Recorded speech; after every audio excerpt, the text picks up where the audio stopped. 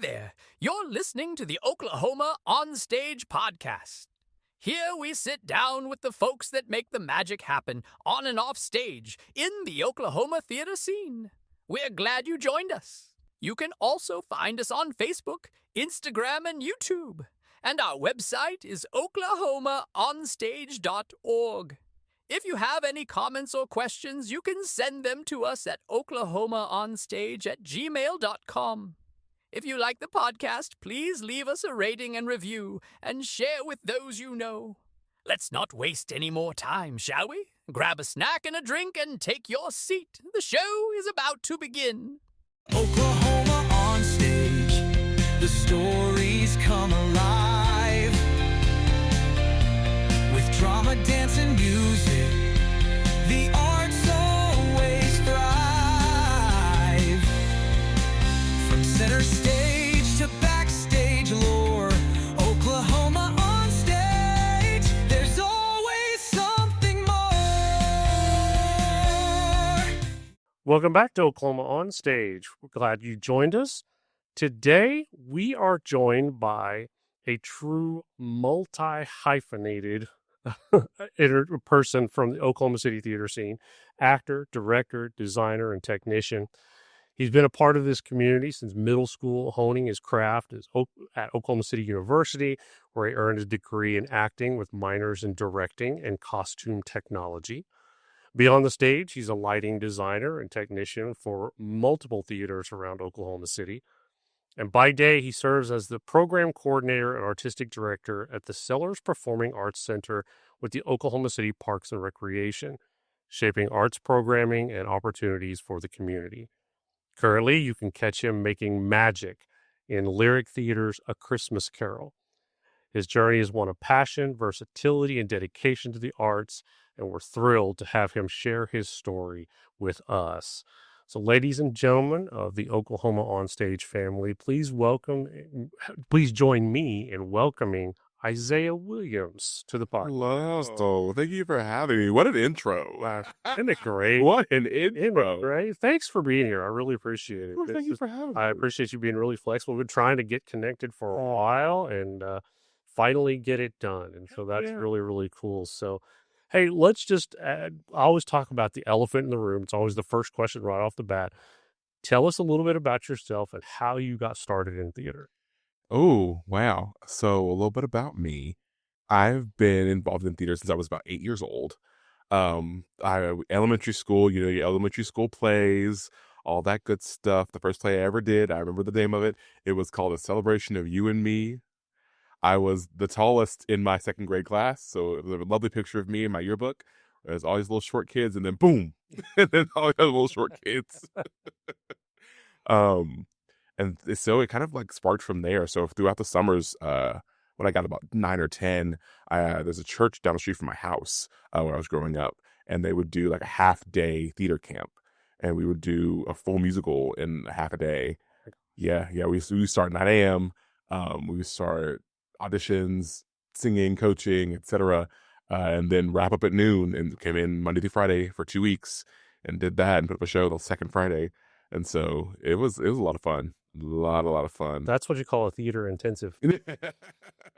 Oh, yeah. It was a lot of fun. So I did that for about 3 or 4 summers.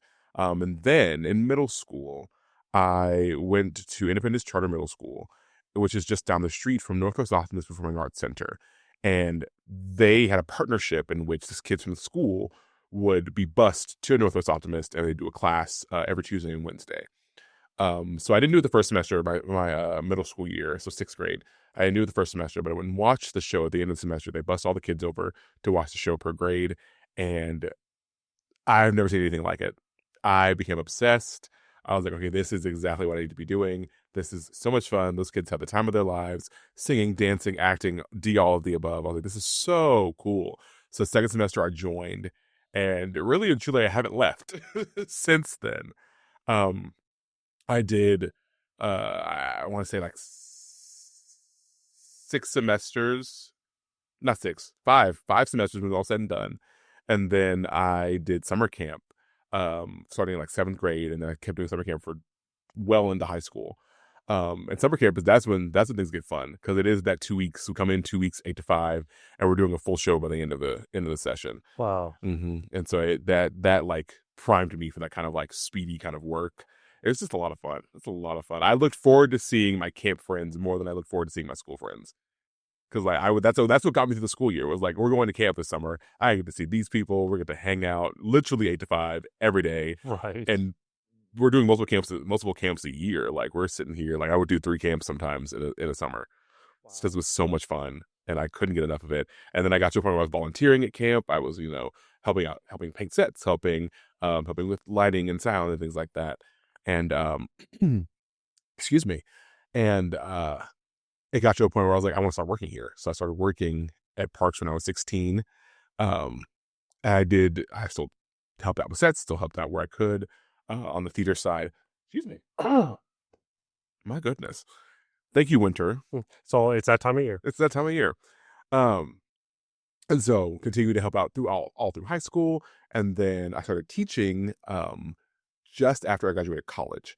So I was doing small things here and there. We would help with the STEAM program, the science, technology, engineering, arts, and math program, at a couple of the summer schools throughout the city as a part of my job at Parks. And then I hit college. I went to college at OCU, Oklahoma City University. I was my freshman year. Let me backtrack a bit, actually. There's a better story that I can think of now that I thought of. Just end that part out. It's your time, brother. So my junior year of high school was my first time doing community theater, like at all, anywhere, shape, or form, beyond summer camp and things like that. And so it was the community theater premiere of The Color Purple at Poteet Theater in 2012. And I had never been a part of something like that before, because the rehearsal period is longer. Evening rehearsals. I learned how to drive specifically so I can go to rehearsal. That was the only reason I learned how to drive.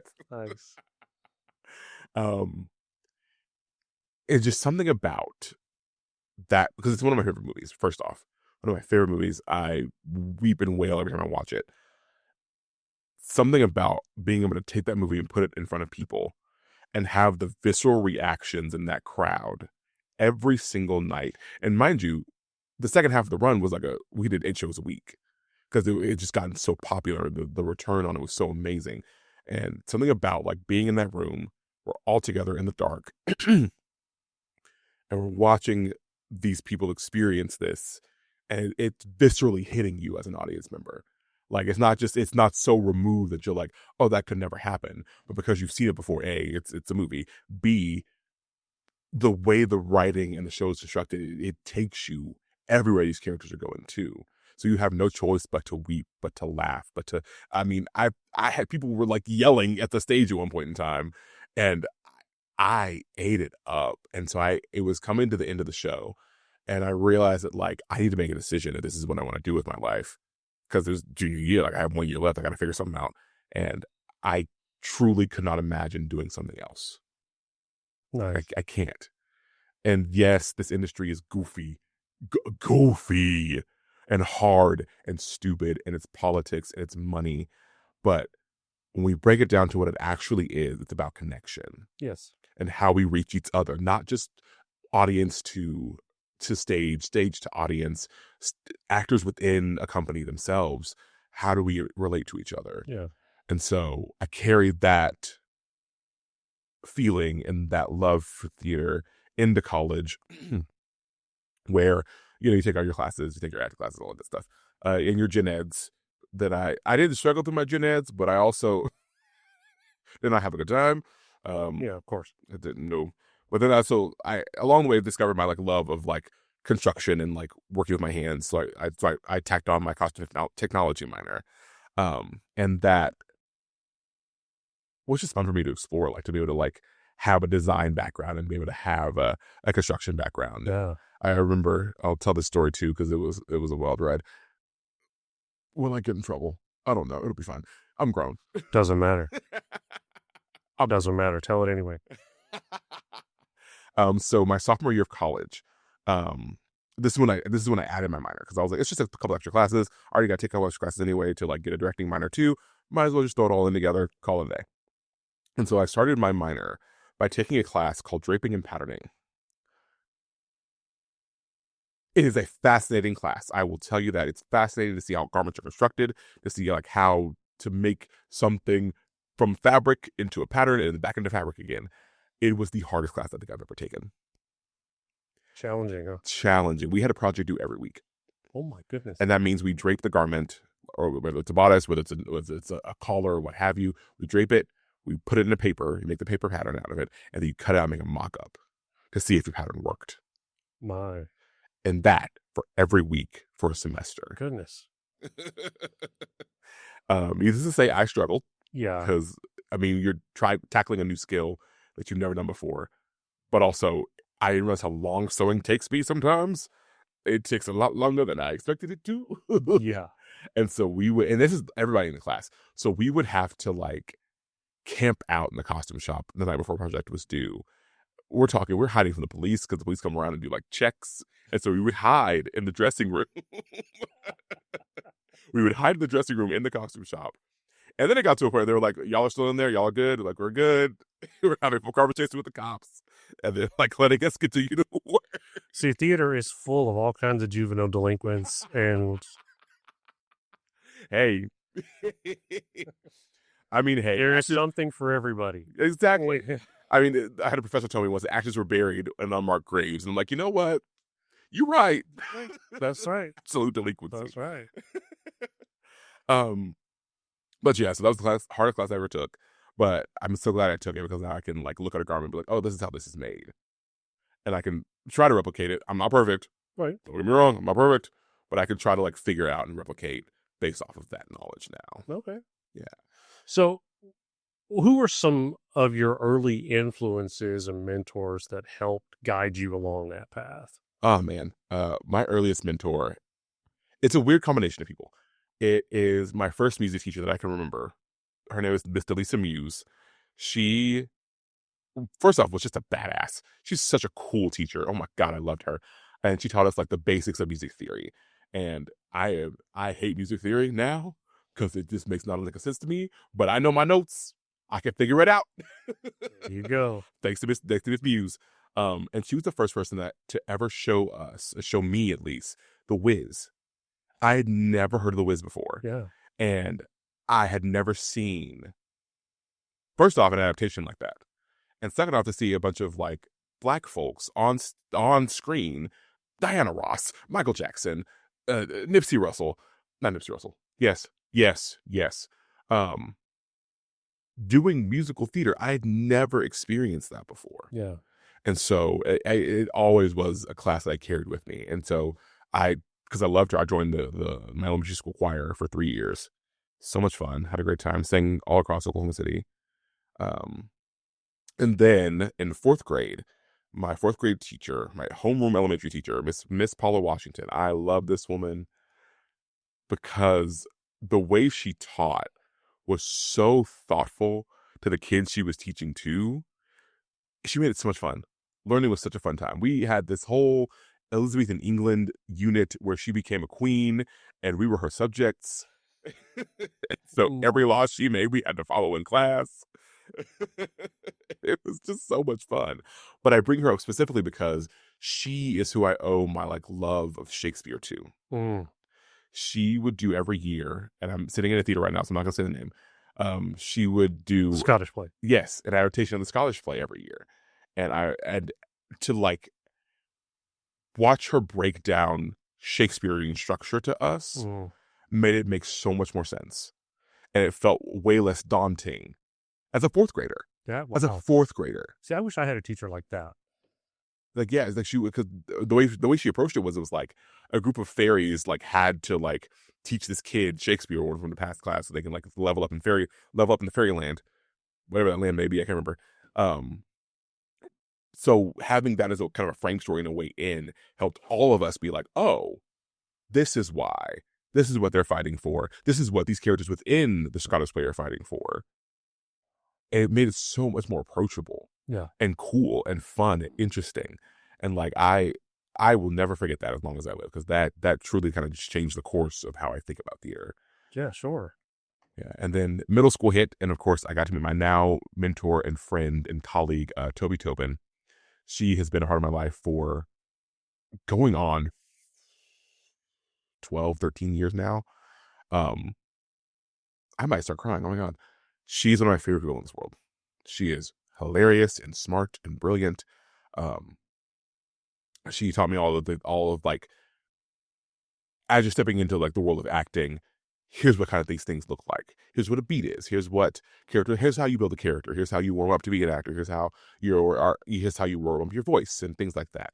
And she put us in around these strong artists and teachers and things like that. So like I had choreographers that have worked for Oklahoma City Ballet. I've had choreographers that like own their own dance companies and whatnot at a community center, which is just, it's fascinating to me.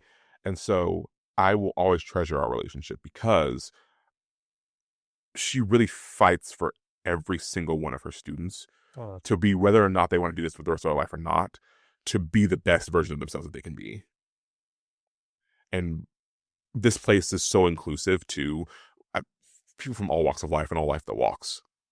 And so I've had the fortunate of working with so many different people, so many different walks of life coming into this building and being a part of the programming that Toby has begun for. She began our performing arts programming at Parks. Wow. She's the founder. Nice. And so I owe a lot of what I do to her. That's really cool. And I love that she's willing to step up and not only pour herself into anybody and everybody, but like you said, stand up for them. Yeah. Because a lot of times, especially in an environment like this, some of these kids don't have anybody to do that. Mm-hmm. They don't have any representation. They don't have anybody to be there for them. So that's really, really cool. Yeah. Very much like you said, a mentor. Mm-hmm. So you said your junior year was your first show in community theater. Yes, sir. So what's it like entering into the Oklahoma City community theater community at such a young age? I was terrified. I was terrified because I have never done a singing audition. Well, that's not true. I did singing auditions all through camp. And so you get comfortable in like that environment of like how this functions and da-da-da-da. But when you start realizing that like, yes, it functions similarly, but not quite the same way. It's like, oh, what did I get myself into? Oh no! Wait, am I ready for this? That was the question. I was like, am I ready for this? But funny thing is adults do the same thing. Yes. And yeah, it was a little terrifying. I'm not gonna lie to you, because these people were seasoned auditioners and like had know like what to do when you walk into the room, how to give music to the music director or what have you. To have music for one thing. I walked in and I didn't have sheet music to save my life. I walked in and sang a cappella, which I know it's the cardinal sin of musical theater auditions. But you got to do what you got to do. With it. Got to do what you got to do. And it worked, apparently. And it worked. And I am grateful that it did. There you go. See? That's the thing. Be creative. Be inventive. Yeah. And that's, sometimes it pays off. And then be yourself. Like, I walked in and I was not myself when I walked into that room because I was so nervous. I could have fallen over. I was so nervous. But you have to remember that, like, the people behind the table have a problem to solve. And they are hoping that you are the answer to that problem. Absolutely. Yeah. I'm trying to think what else I can say about that first audition.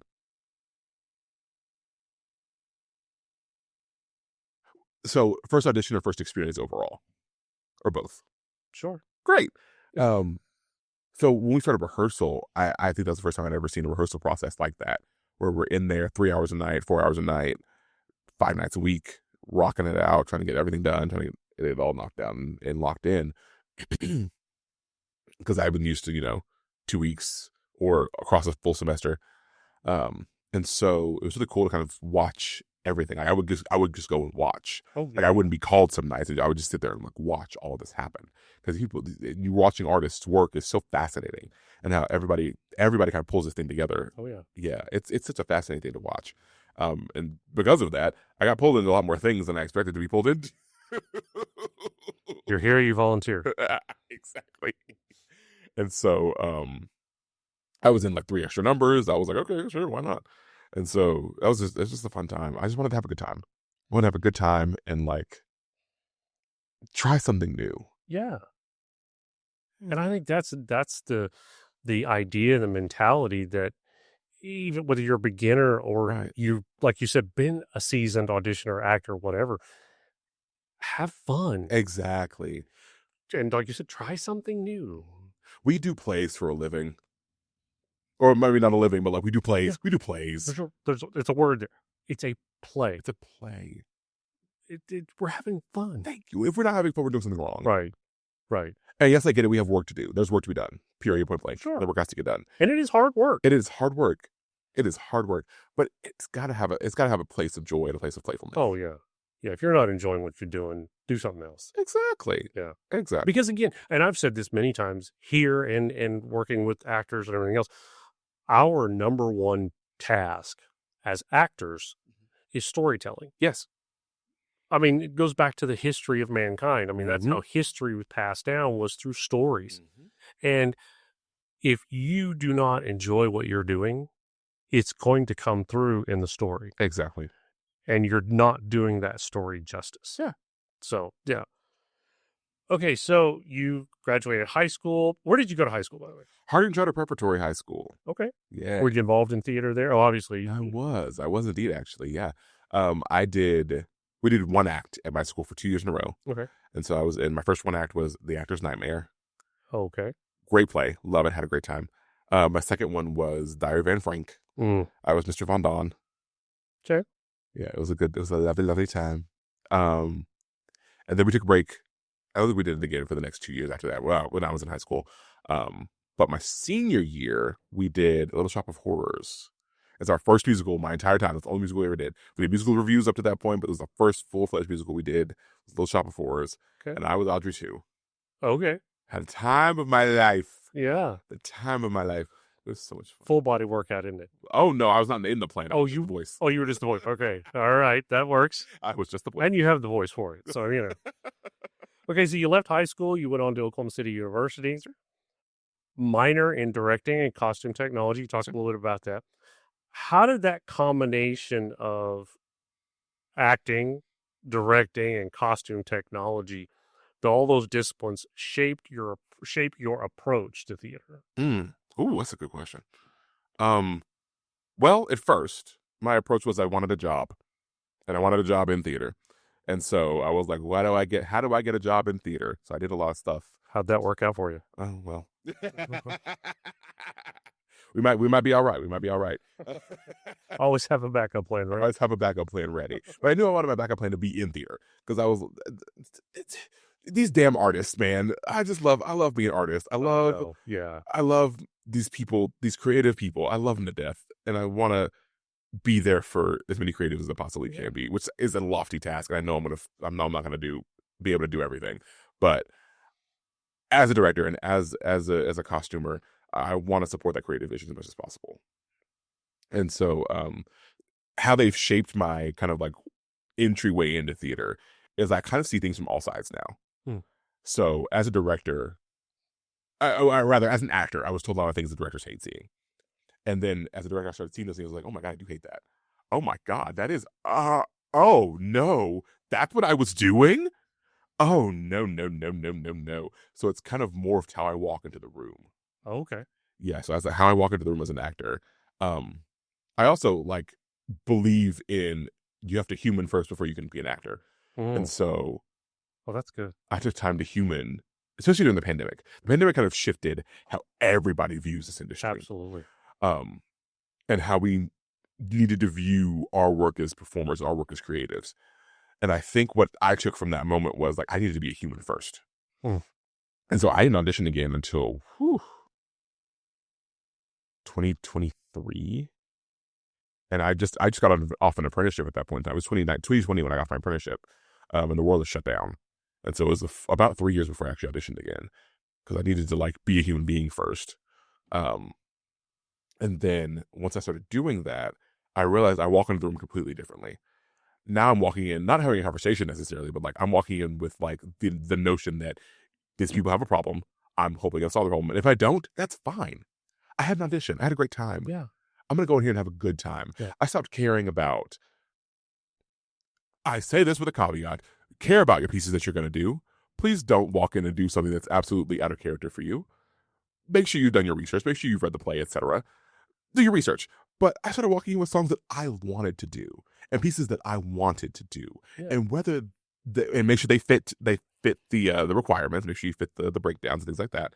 But as long as you feel good about pieces you're doing, can't nobody tell you nothing. Right. Go in there and have a good time. And so that's what I want to see as a director, is you picked a piece that you thoroughly enjoyed and you had a good time doing it. Yeah. And then as a designer, I find myself, especially in college, because we got to see like the design process from the beginning of like renderings and things like that. You don't necessarily get that opportunity in community theater. That's not a lot of time to see a full rendered design. Yeah. It's the fact of the matter. But starting to see like designs from renderings, I pull that thread as an actor of like, oh, this is what the textures of the fabric are. This is probably why they exist on this character. This is probably why this person wears this the way that he does. So that I'm using as like a root of, here's what I look like. How do we get to that point as an actor? And so, and then looking at it again from a director's angle, like broader vision of what the piece is going to look like and what the piece is going to do. I can sort of kind of assume where things are going to go, but also as an actor, you are one person or dealing with two people, so you don't see that giant grander vision. Right. And so I try as an actor to kind of like preempt that a little bit as much as I possibly can. Okay. Especially working in like when you're working in like your different staging styles, so your proscenium, your thrust, or what have you, kind of being ahead of the game of like, how can I make sure that my partner's still seen? How do I make sure that I can still be seen to help the director out in that way? Okay. Because I won't say I know what they're thinking. I would say I know where the thought is. Sure. Yeah, I would say that. I hope I didn't ramble too much. I hope all that. You're fine. You're fine. It's all, yes. Oh, great. So pick your brain just a little bit from a director's point of view. I've heard differing viewpoints from this. You were talking about what directors hate seeing and things like that. I heard it said once before that I've heard the alternate, that when you go into an audition, you're not going into a job interview. Right. And so there's a bit of professionalism you need to take in there with you, but at the same time, if you go in there putting on a performance for the audition, then they're not going to get you. Yeah. Exactly. They're going to get a character of you. Exactly. So that's always one of the things that I've always kind of thought of, when it comes to the casting side of things is, am I seeing that person?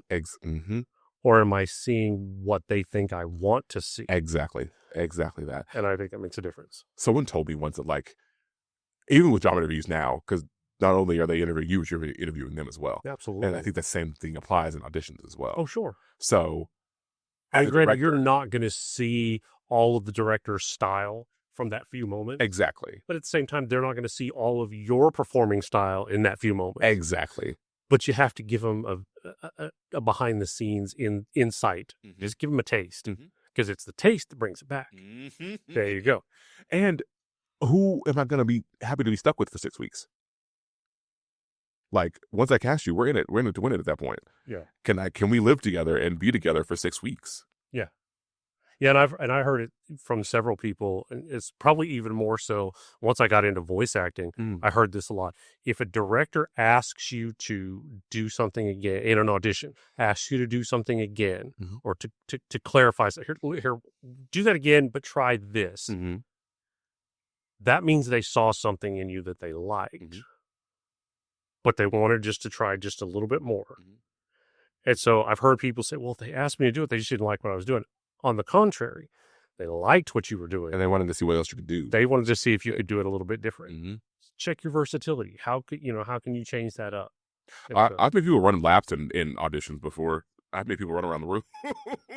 I've made them do jumping jacks. Oh, you should hear the stories about my auditions and my callbacks. Oh, different show, but all right. Yeah. I promise it's all wholesome fun. I swear to God it is. Suffer no illusion. It's all wholesome fun. I promise it is. Okay, so back to OCU. What productions or experiences at OCU stand out as formative for you? Ooh, all these good questions. I think the first show I ever did at OCU, and I was an understudy at the time, was a show called Picasso at the La Pana Gilles. by Steve Martin. That's the first play I've ever read that I fell absolutely in love with. Oh, it is such a good play, y'all. It is. Oh, it I makes hear me that feel it's one so of his happy. best. It is so good.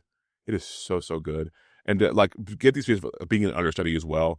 Was fascinating, absolutely fascinating. 'Cause I'm watching my overstudy and like seeing how he works because he's like a senior, junior, somewhere in there. And so like I'm looking up to this guy. I'm like, this is so cool.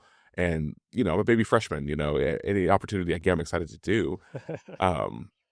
But it like really kind of shaped how I wanted to perform because he was so free. He was up there having a great time. He really was thinking about anything too much. And that's what I always try to be as an actor is don't think about it too much. Yes. Go out there and you have done the work enough to be able to let the work go. Yeah. Mm-hmm. And I think, so that was my first show. And then it was just an interesting time because I ended up doing my first main stage, like was in my first main stage, my sophomore year with a show called Water by the Spoonful, which is I got to direct a few years later. And I got to play a government employee who was a former crack addict. And this is the first time I'd ever like done some super deep character research. I went and sat in an AA meeting. I was gonna say you didn't go do crack. No, I did not go do crack. No. I couldn't do that. But I went and sat in an AA meeting. And I had all these preconceived notions about what AA meetings were. Mm-hmm. All of them. I imagined, like, you've seen Rent, how they're in the circle and it's in a gym and it's poorly lit. It's all blue. And that's what I was expecting. But it was the exact polar opposite of that. Mm-hmm. Folding chairs, comfy, well lit. There's a lot of love in that room and coffee. That was the one thing that I was like, oh, this like something about that like smell of coffee really like calmed me. Oh yeah, and made me feel so much less so much less isolated. Right. And I think that I let guide the rest of the characterization for this man is that ritual of going. Coffee in itself is a ritual, and so I even like advocated for us having coffee on the stage. Oh nice. Like we had like a live coffee pot that fell into the audience, but like the smell fell into the audience. It was immediate going back to that moment. But it just opened up this new world of like how addiction works for me. And that's when I fell in love with research. Yes. That's when I fell in love with research. Characterization and research is such a fun time for me. And I thoroughly enjoy getting to kind of like do a little like digging about things characters say, like speaking specifically about Christmas Carol now. I never knew that the song The Holly and the Ivy is actually about Jesus and Mary. Never knew it. And I was like, oh, this is fascinating. And so I love getting those little tidbits of things that like, oh, I never knew that. Yeah. And then you can like use it to your advantage as an Absolutely. actor. Absolutely. And yeah, so I think those two shows kind of like formed my my artistic opinion of things. I'd say my last show at OCU was just a lot of fun. I love Greek theater. Okay. And so I was a part of a 4-part Greek tragedy my senior year of college. So I was in part 1, which was 2 plays in 1. And I got to play a 65-year-old man that turned into a 75-year-old man. And then I think he died at the end. That's what my thought is. It's never written, but I think he died. He was so excited about the children's coming home from war, the Greeks coming home from war, and that his heart gave. Well, that's it. Yeah, I could see that. Yeah, but like that show taught me that like I love not weird theater, but off the beaten path theater. Obscure. Yes, because people don't do Greek theater very often anymore. Now, I mean, it's having a bit of a resurgence now. But I just had the conversation with somebody here a while back. You're seeing more Socrates and even things like Chekhov and things like that, just making this resurgence. And I think bringing back this big resurgence in Shakespeare had a lot to do with that. And I think a lot of, again, for lack of a better thing to come up with, I think a lot of it had to do with the theater's funding. And funding being so tight. So we're going with the public domain plays. And in doing so, you're looking at so many of those classic authors and things like that we're just bringing those back out. But it's starting to create this whole new generation of theater lovers, because they're taking these older plays and like giving them new life. Yeah. I was watching a video the other day about I think it's the National, the Bacchae by Euripides. Mm. They've basically taken the Bacchae and made it almost like Hamilton. Yeah. It's a fascinating look at the show. Yeah. It's so cool. National Theater is just doing so many great things. Such cool work. You know, my wife and I discovered National Theater Live during the pandemic and just started watching everything and just fell in love with so many new plays and old plays that became new and all of that, you know, just, and I love what they're doing. Again, the adaptations, Yes. you know, taking something old, breathing new life into it, giving it something new. Yes, it's so cool. Just Such great good to watch. So you've worn a lot of hats, actor, director, designer, technician. How do you balance those roles? And then at the same time, how do they feed each other? Yeah. I think in terms of balancing, it takes a lot of scheduling. I am a person that's never really been all on top of my schedule, but now that I do a lot of things, I'm like, oh yeah, we have to know. It has to be in my calendar or I will forget. It will disappear out of my brain. Fair. And I tell if there's conflicts, please. I tell my actress like email it to me because I will forget. Don't tell me in person. I will email it to me because I will forget. Yep. And so being really on top of my schedule, and then the people in this community are so great and so gracious that they're like, we know you have a lot going on. How can we help you? And Absolutely. it means the world to me. And I do the same thing with a lot of people that I work with. Like, hey, I know you got things are happening. How can I help? Mm-hmm. And that's what I love about the community here is that they're so willing and happy to help. It's made juggling things a lot easier. Oh yeah. Yeah, it makes them juggling things a lot easier. And then how they feed each other. You know, I really never thought about that actually. I think they kind of, like I said before, like as a director, I kind of see the broader of everything, and that kind of like helps me as a designer as well because that's that 1,000-foot view. But as an actor, I think those minuscule moments, those small details, kind of feed into me as a director, feeding me into as a designer as well, and like how people will interact with things, so people will what the light will do if they interact with this thing. I remember working with Suzette Collins for Scarlet Pimpernel, and there's a whole scene where they're all wearing red and black.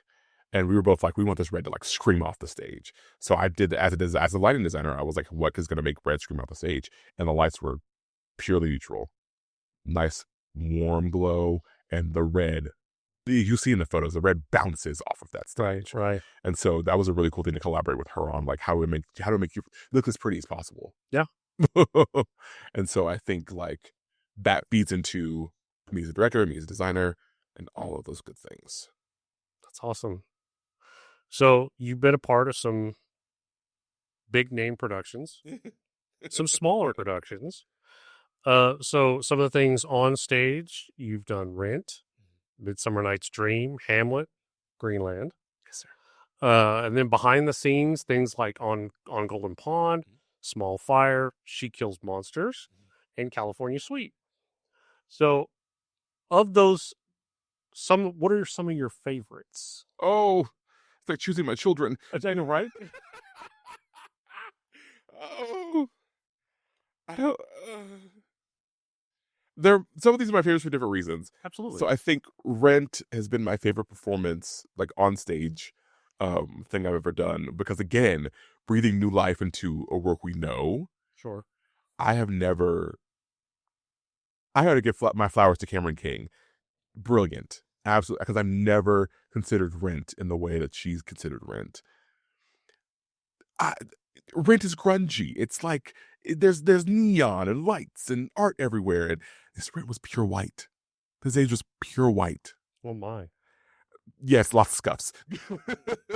But super minimal. And I was like, oh, wait. Now we get to see relationships. Now we get to see what these people are actually fighting for. And I was an ensemble member, so I was basically one of the homeless folks that we don't get to focus on in Rent. And we lived on that stage. Yeah. We didn't leave. Wow. And it was such a cool experience to see, like, again, taking a piece that we know and pulling new stuff out of it. It was so brilliant. Like I can't talk enough about it. I think it was so awesome. So that's my favorite thing as an actor. My favorite thing as a designer. Oh, I would have to say it would have to be. I love the work it sounds so fucking presumptuous. I love the work I did. I loved getting to work on Stroke the ego. Why not? oh, no. What's the show called? It just left me. Brief Encounter over at Jewel Box. Okay. It was I believe their second year in the new space.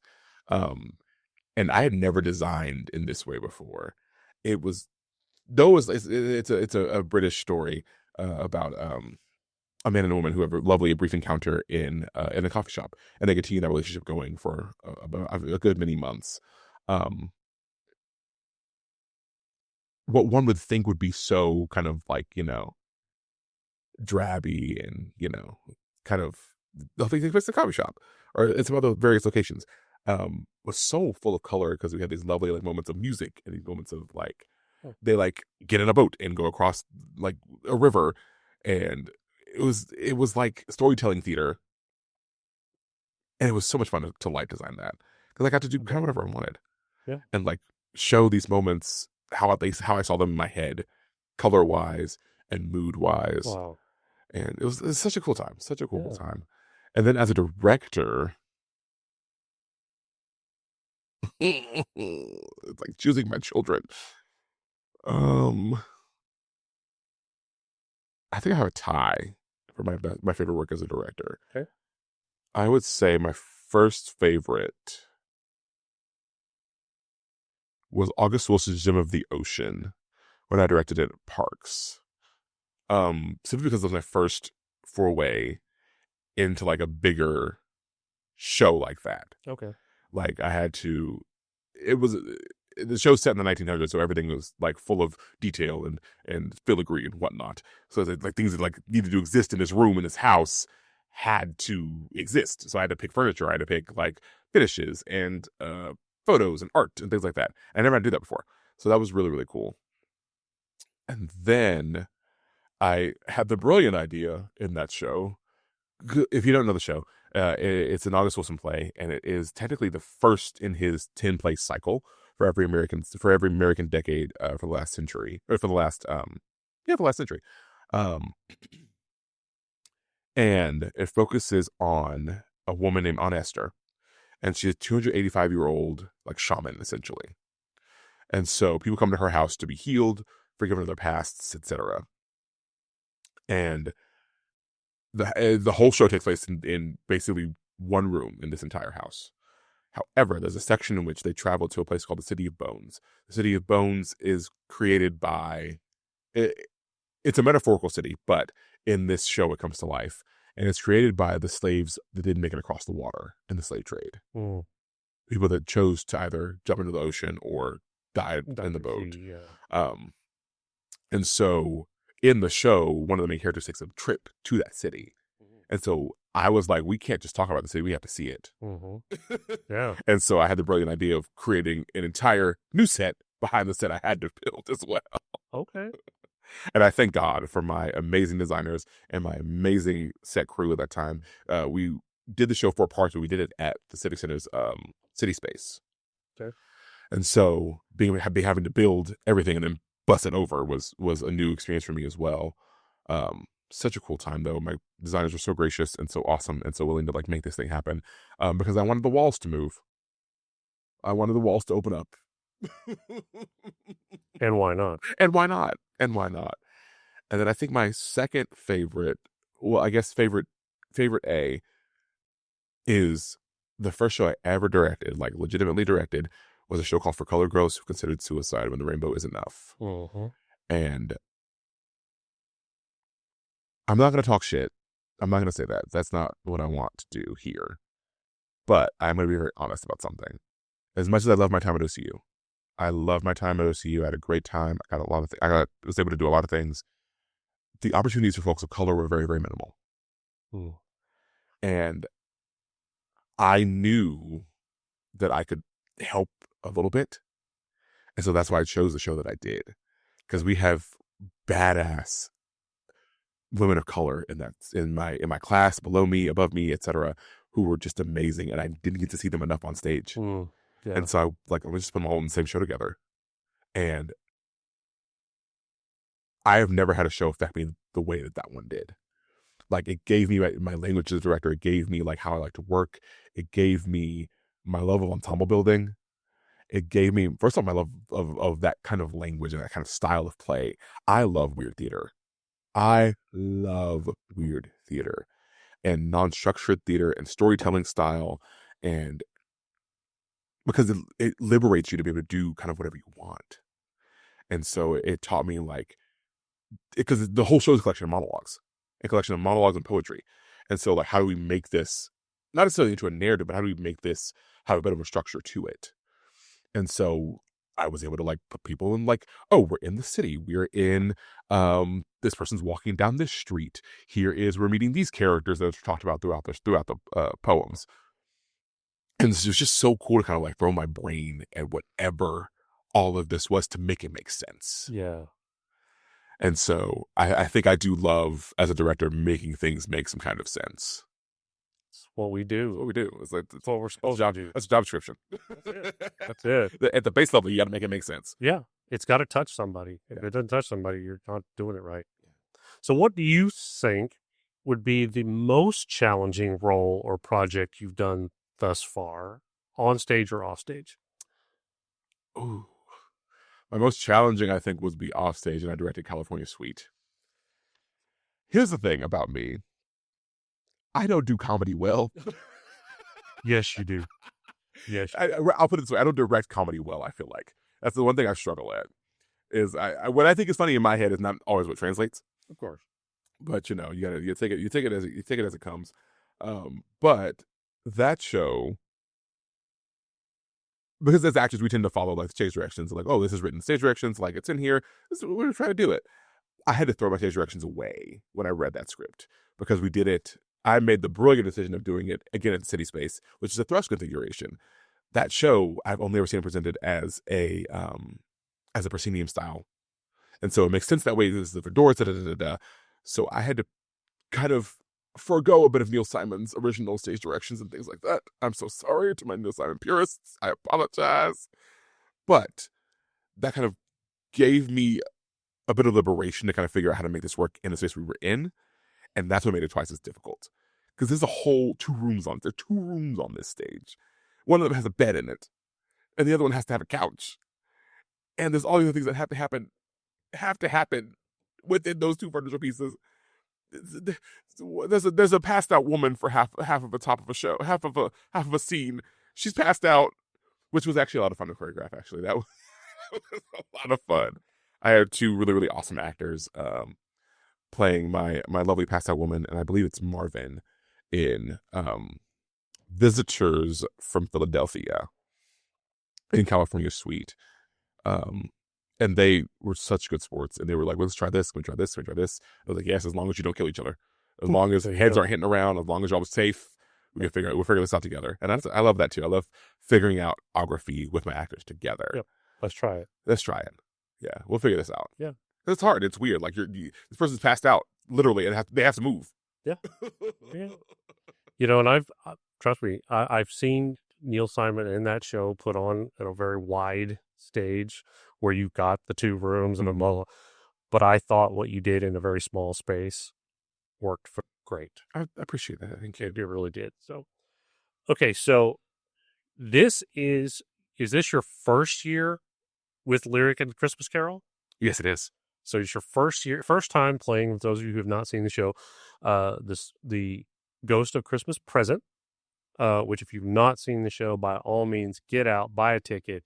It's now through December 27th. So you've got plenty of time to go and see the show. And there's multiple performances throughout the week. There's lots of it, but it's a great performance by Isaiah as the Ghost of Christmas Present. Thanks, I appreciate that. So what does it mean to you to be making that debut in the Christmas Carol at Lyric? Ooh. Now, why do you keep stopping me with these questions? I do. So I started auditioning for Lyric when I was like my freshman year of college. And, you know, you're young. You don't always, you're like, I think I can do everything I want to do. Da, da, da, da. And then, no, reality will slap you upside the head. Yeah. Yep. Mm-hmm. And so I didn't really book with Lyric at all until actually earlier this year was my first like callback, and then like booking was in Mother Road. Which is a phenomenal play. If you've never seen it, never read it, it is such a good play. Sequel to The Grapes of Wrath. Yes. And it tracks the Joad family coming the opposite direction. And it's such a cool time, such a cool play, and I was so honored to do that with them. But this particular show, I've interacted with Christmas Carol before. I love the movie with George C. Scott. It's my favorite version. Yep. People will argue with me about the Muppets. I get it. There's always an attraction to the Muppets, but hey, you know. Yes, I never watched the Muppet one until I was like 20-something. It's a lovely rendition. I thoroughly enjoyed it, but I do love George C. Scott. I do love it. It's a classic. And so while I was also at my apprenticeship in Louisville, Kentucky, I got to understudy Christmas Present, but then I was also one of the roles, one of Fred's friends, and the Undertaker, you know, general merriment all around. So I've been exposed to the show before, but being able to do it at this theater that I have looked up to for so long, and like this is like I am him. Like I'm not understudying. Like this is the role I'm playing. Makes me feel like I've entered into a new era of my like performance career, one that I didn't think I would see so soon. Like in college, like I'm a big guy. Like I am built Ford tough. Okay, I am built Ford tough, and so I've been playing older roles since I was like 19, and so I thought I would have to wait a lot longer for the roles that I knew I'd be playing to come along. And so for this to come at me at 30 is truly a blessing, and I'm so honored every day to walk out on the stage to tell that story. Yeah. And I'm gonna get a little sentimental here. This so my mom passed this year from cancer. And so this is the first show we'll be able to get to see. No. But I'm glad that I'm doing a show that fills me so greatly right now. Yeah. When the holidays look completely different, when birthdays are going to look completely different. Oh yeah. And so this show warms me more than any other show I think I've done in my lifetime. That's good. Because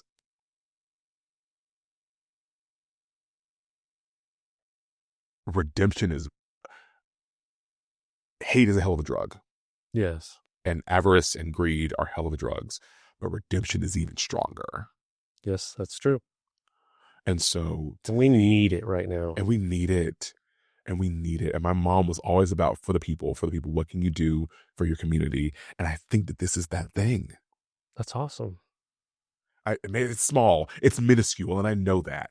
Yeah, but it's bigger than you think. Yeah. Most times that's the way it is. It's always bigger than we think. And there's going to be, even if it's one, there's going to be that one person that seeing that performance changes them. There was that one person that you saw a long time ago that, that's what I want to do. Yeah. That's going to be, you're going to have that for somebody. Ah, shit. That's what it is. So, yeah, I remember we had like a couple of, like one of our cast members, her kid was in the audience having the time of his life. You hear me? The time of his life. Watching these kids in the audience jam out, are terrified when Marley comes in. Because I won't tell you how he comes in, but it's absolutely horrifying. And their eyes are locked. They're scared, but they are locked in. Yeah. And that is the coolest thing to watch. And even like the kids were that are in the cast with us, like Michael mentioned this. Michael Barron mentioned this, kind of our first rehearsal. It is such a community show, A Christmas Carol, and he has watched, because they've done it for so long. He's watched kids go from like Tiny Tim and become a Peter, become a Topper, and like have grown up in the show. Yeah. And I think that is just beautiful. It's such a beautiful, beautiful thing. And just about everybody that's sitting in the audience, especially adult-wise, has done the same thing. Mm-hmm. They've watched it since they were a kid. They've been, if not to the lyric, they've been and seen the live production multiple times. But it's amazing how, though the story doesn't change, Right. the versions, the adaptations, the presentation does. And I mean, I've seen it at Lyric before, and even with that, this version was different to me. It was new and it was fresh, and that's, to me, is what makes a difference. Yeah. So turning the page just a little bit, talking about your role outside of the theater, if you will, if it is that, with the Oklahoma City Parks, tell us a little bit about what that position is. What does it entail? So I act as a program coordinator, and I call myself an artistic director as well. But program coordination is essentially like we program per center. And so what programs am I offering in my center at that particular point in time? So I offer acting, singing, dancing, all that good stuff. I also kind of like make sure scheduling's in order, budgetary, purchasing, building management, and things like that. So you operate on Southside Oklahoma City. Yes, sir. Okay, over by, as we talked earlier, over by OCCC. Yes, sir. Oklahoma City Community College. So, how do you see your work at Sellers connecting with your mission as an artist? There's another one. There's another one. That's a good one. Another check that box off. I think my mission as an artist has kind of shifted throughout my life, I think. So I think when I first began my kind of artistic journey, I just want to pay my rent. I just want to pay my rent. That's fair.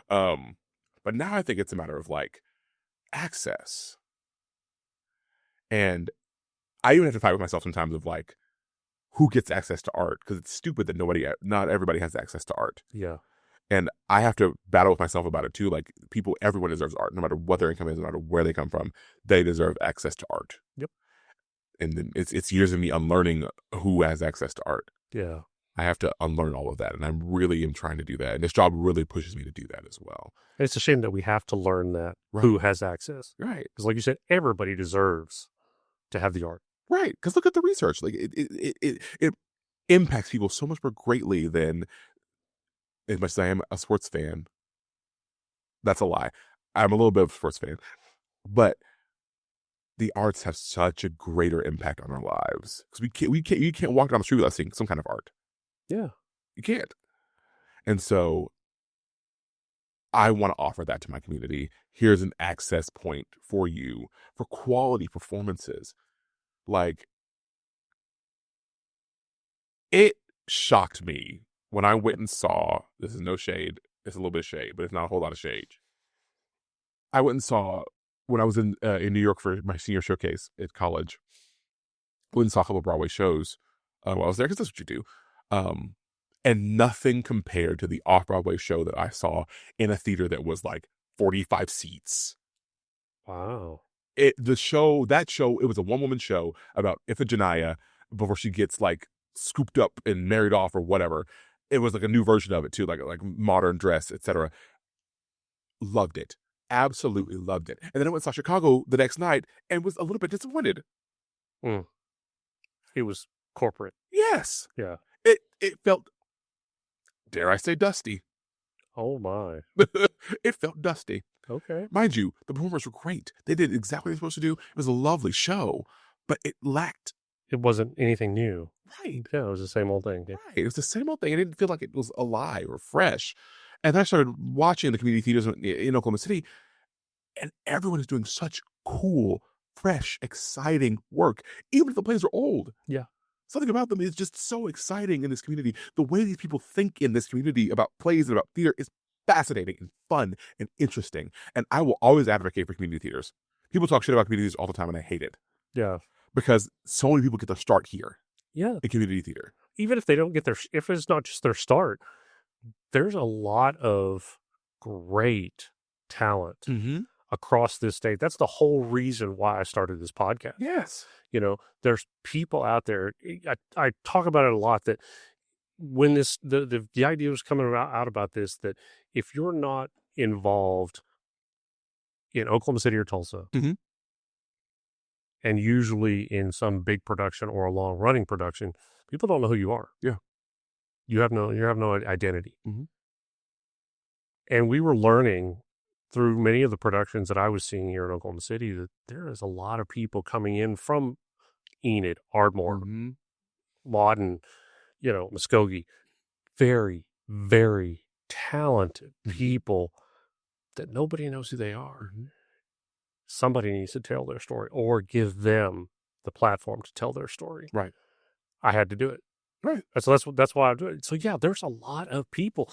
They never go on to stardom, Mhm. but are still stars. Mhm. And mind you, you are doing a show around life. That's what I think people understand. Like, community theater happens around life. Well, yeah. You are learning lines while you're doing dishes. Oh yeah. You're recording your lines, listening to them in the car when you're in carpool pickup. Yep. 95% of all performers in community theater have a full-time job that has nothing to do with theater. Mm-hmm.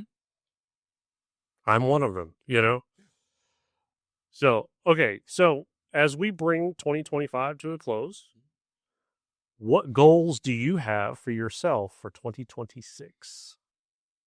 There you go again. There you go again. I'm making you think. This is all right, sir. I think I have not thought about this before, so I think it will change between then and the end of the year. But I think my goal for 2026, one of them at least, is to just continue to provide a space in which, whether you perform for years or you performed for months or perform for days, you still get to be a part of something very, very quality. And you're going to learn a lot. My 2 goals with every show I ever direct is you're going to learn something and you're going to have a good time. And so I want to continue to do that for people. Yeah. Especially as we shift into this new, whatever the new year is going to look like, I think we need to hold on to each other a lot more, personally. And so another goal of mine is to really continue to foster more community engagement amongst theater companies and amongst artists as well, because we're going to need each other. I think. Oh my. I really do think so. We're going to need each other, and so. And I'm an anxious person, so I have a hard time like reaching out to people and like I got something I'm working on, but I want to break down that wall of myself to be like, hey, how can we partner? How can we do things together? How can we figure some stuff out? Yeah. And both at my job as they allow me to do those kinds of things, and then in my personal life, in my personal projects and things like that as well. How can I continue to push art to other people and gather them into the fold of, though this isn't what you do all the time, I'm glad that you're patroning the arts. I'm glad that you're taking a chance on something that you had never seen before. I'm glad you're taking a chance on like a classic. And so I'm glad that you're here. Yeah. I hope that makes a lot of sense and I'm not rambling. 100%. 100%. So are there any projects for you on the horizon, either on or off stage? Not yet. Okay. Not yet. I'm in the middle of not renovating a cellar, well, transforming cellars into our new performing arts center at Parks. So I've been kind of back in procuring things and money and things like that. So I mean, kind of a bit of a hiatus right now. But as soon as that's done, I think we're gonna do a couple of like smaller cabaret style shows of a little sketch comedy, a little sing a song, a little some fun and cute. But I'm also teaching my kids class this coming semester. So I'm excited about that. I have a guy with 6 kids that I just love. I love those kids. God, I love those kids. And they're such funny people. Such funny people, but they're good. And they work hard and they're excited to be there. And so that's what makes me excited to work with them. Okay. So put your thinking cap on again. Ah, shit. If you could dream big, what's a role or production you'd love to tackle in the next few years? If I could dream big. I mean, I could go as far as to say, if budget was no concern, but we won't go there. Oh, man, if I could dream big, I think as an actor, Ooh. This question's like, what's my dream role? I think our dream role's kind of shifted a little bit. Sure. I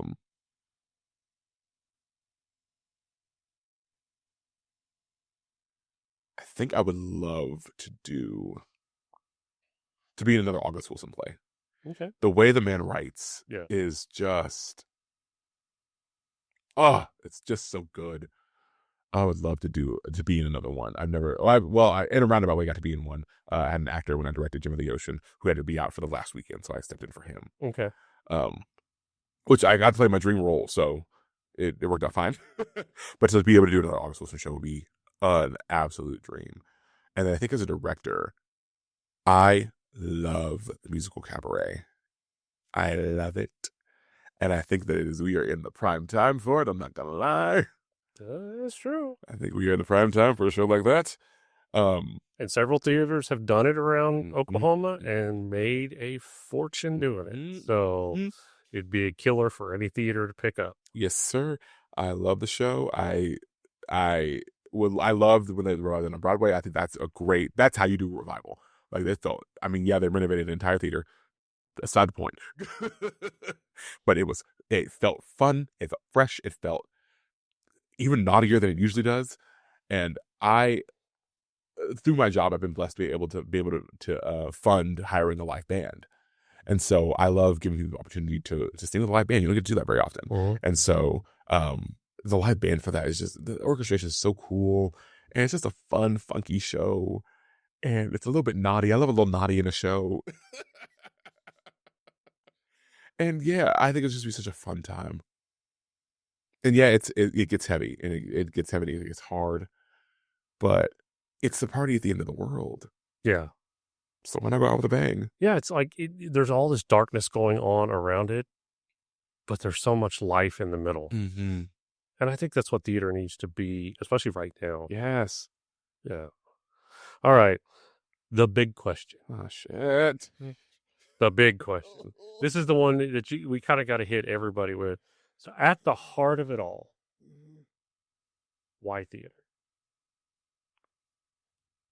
That's just not fair. That is just not fair.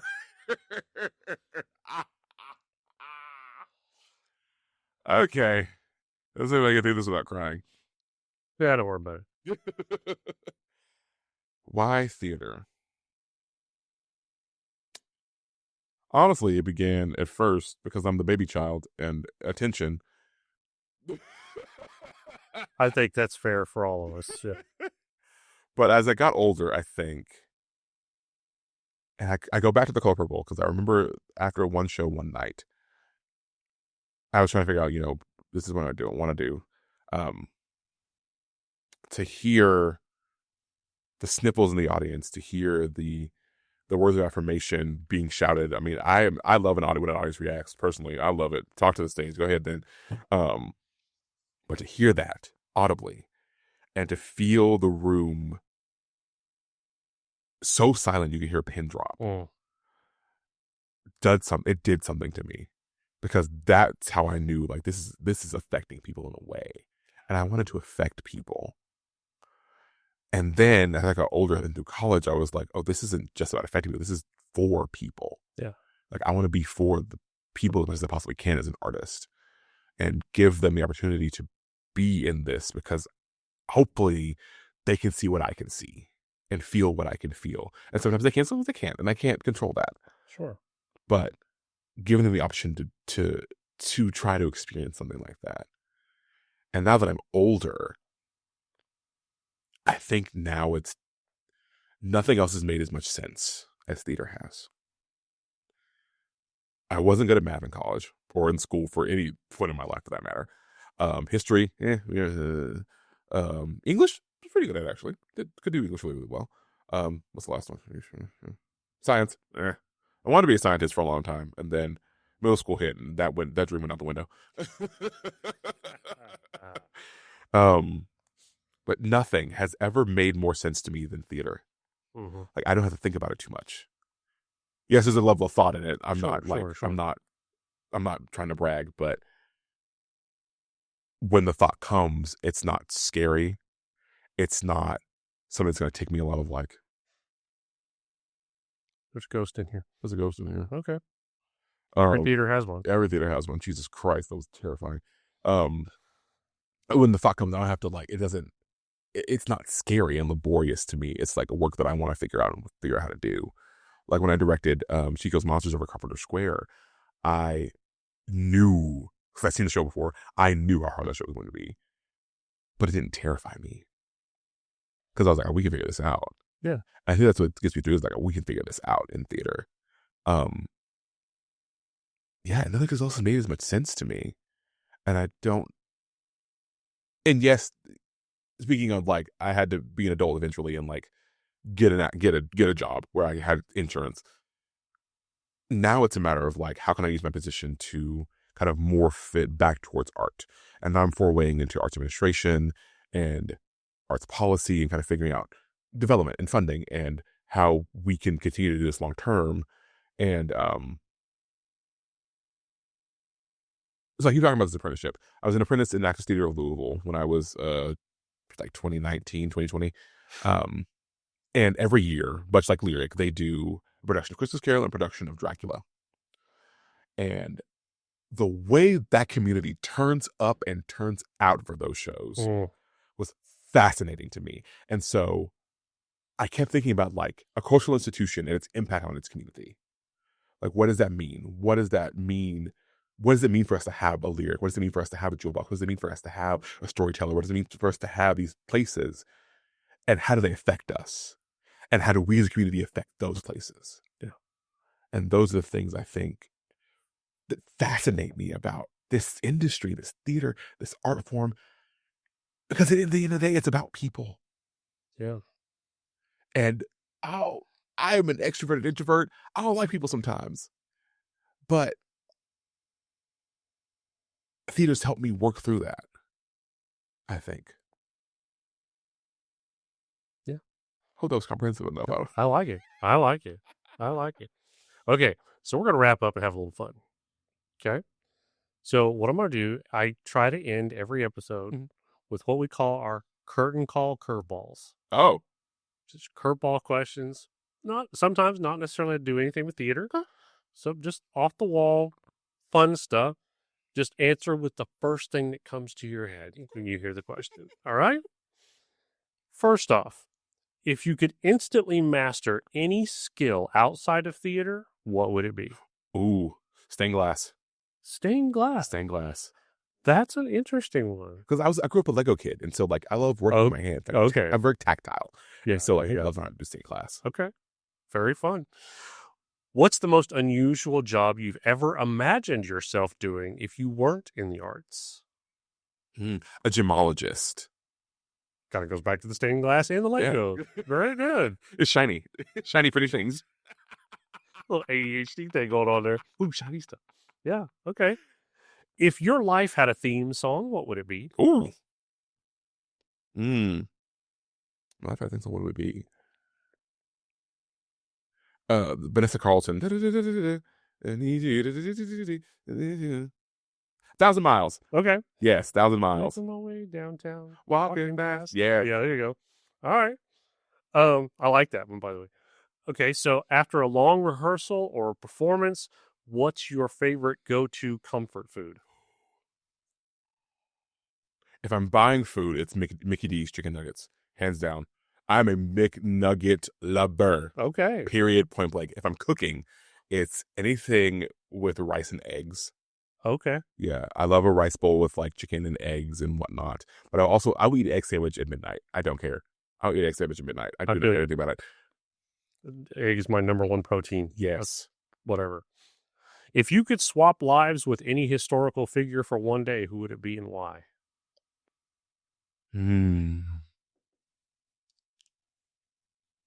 I would say, I don't know. I don't know what I would say, actually. I'll pick somebody. I think Newton. Yeah. Okay. Why not? I can catch an apple. He couldn't. Exactly. Okay. What's the strangest or funniest backstage mishap you've ever witnessed? Ooh. Okay. Okay. So when I did Hamlet at OSP, the scene at the end where he fights Laertes, and we were rehearsing. I would give our Hamlet his gloves to fight, with the swords. Keep him pretty.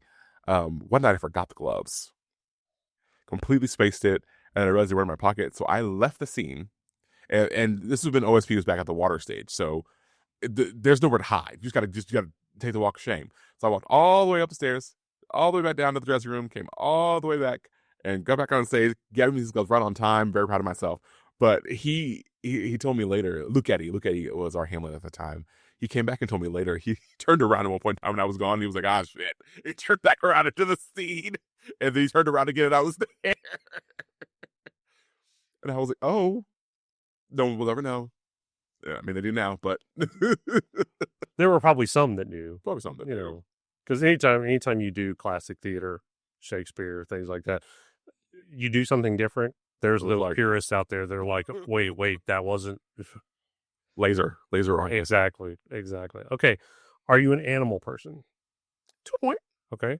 Cats, dogs, or something completely different? I prefer cats. I don't have any cats. Okay. I don't need anything that eats and poops more than I do. Okay, fair. Do you have any animals right now? I don't. Okay. Like I said, nothing that eats and poops more than I do. So there you go. Okay. You can take that out if you want. Well, it's whatever. Whatever. Wait, I want to answer again. Hold on. This is the real answer. I do prefer cats. I prefer cats. Yeah, I love the kitty. I don't know. I've never owned a pet before. Actually, I had fish, plenty of fish. But I do prefer cats, and a dog here and there. I love a Labrador. Why not? Why not? I have all the pets. So finally, if you could send a letter to your younger self, say in middle school, what would it say? Ooh. I think it would say something along the lines of, "You are the weirdest kid I've ever freaking met." But here's the thing. That's going to work out all right for you. We are going to be just fine. You're going to struggle. It's going to be weird. Some strange things are going to happen to you and for you. There'll be medical scares. There'll be deaths. There'll be funerals. There'll be lots of parties, lots of graduations, lots of Thanksgivings you may miss. Things you're going to miss. But remember to be a human first and to love everybody and to love yourself. And remember that you are far more powerful than you realize. Yeah. Sincerely. Isaiah. That was good. That was really good. So we're wrapping this all up. Isaiah, thank you for taking the time to sit and talk with us a little bit. Thank you for being open about your journey. We appreciate it. Of course.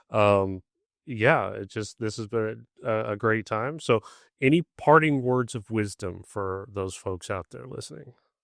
I would say parting words of wisdom is be a human first. Be a human first. And realize that you're working with humans first anyway. Yes, this is an industry, and yes, we have to work, but we shouldn't be miserable. We die at the end of this. Yeah. We die at the end of this. Nobody makes it out alive. Right. So might as well have a good time on the way there. Yep. Good stuff, man. Thanks, brother. I appreciate your time. I appreciate you, good sir. I enjoyed this time just sitting around chatting about theater. Yeah. As the rest of you guys listening at home or in your car or wherever it is you're listening, we thank you for your time, giving us a little bit of your window into the world. Continue to live life, continue to find your niche.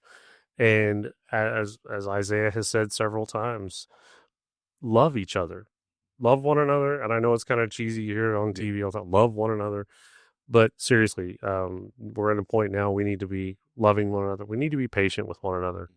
And we need to support each other. So, and love is hard, but love is also a choice. That is true. And it's a verb. Yep. There you go. Thanks again, folks. We appreciate it. And no matter what you do, continue to support the arts. Oklahoma on stage.